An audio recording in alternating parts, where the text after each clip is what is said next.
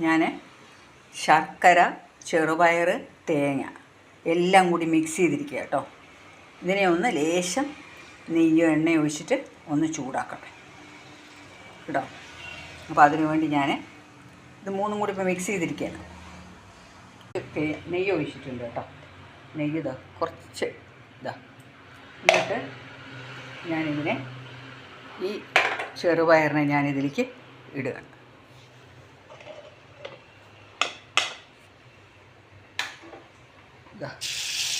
എന്നിട്ട് അതൊന്ന് വറ്റിച്ചെടുക്കാൻ, ഒന്ന് ചൂടാക്കുമ്പോൾ അതിന് നല്ലൊരു ഇത് വരുമല്ലോ, എന്താ അതൊന്ന് കുഴയ്ക്കാൻ കിട്ടും.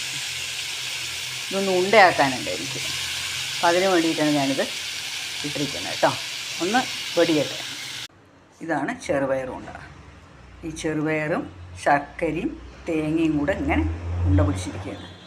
തട്ടിപ്പൊളി ടേസ്റ്റാണ്. ചെറുപയർ വേവിക്കുക, തേങ്ങ ചേർക്കുക, ശർക്കര ആഡ് ചെയ്യുക, ശർക്കര പൊടിച്ചിട്ടോ ഗ്രേറ്റ് ചെയ്തിട്ടോ ആഡ് ചെയ്യുക, പിന്നെ ഏലക്കായ പൊടിച്ചിടുക. എന്നിട്ട് ഇതിന് എന്താ ചെയ്യുക, ഞാനിങ്ങനെ മാവിൽ മുക്കിയിടാൻ പോവാണ്. അട്ടിപ്പൊളി ടേസ്റ്റാണ് കേട്ടോ. ഇതിങ്ങനെ ഓരോന്ന് മാവിലിങ്ങനെ മുക്കി മുക്കി മുക്കി മുക്കി ഇടുക. ഇത് എന്ത് മാവാണ്? മൈദ മാവ്.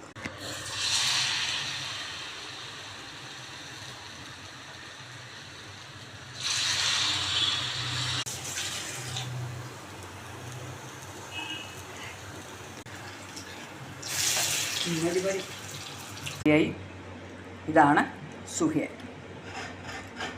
ചെറുപയർ ശർക്കര ഉരുട്ടി സുഹിയൻ. ഇത് നല്ല ടേസ്റ്റാണ്, പറയണ ആവശ്യമുണ്ട്. ഞാൻ ഇങ്ങനെ പൊളിച്ച് കാണിക്കാം, ഒരു മിനിറ്റ്. ഇങ്ങനെ പൊട്ടിച്ചിട്ട് അടിപൊളി ടേസ്റ്റാണ് കേട്ടോ. എല്ലാവരും ഇത് വളരെ എളുപ്പമാണ് ഉണ്ടാക്കി. ഗസ്റ്റ് വന്നാൽ വേഗം ഉണ്ടാക്കി കൊടുക്കാനൊക്കെ. ചെറുപയർ കൊണ്ട് സുഹിയൻ. അപ്പോൾ നന്നായി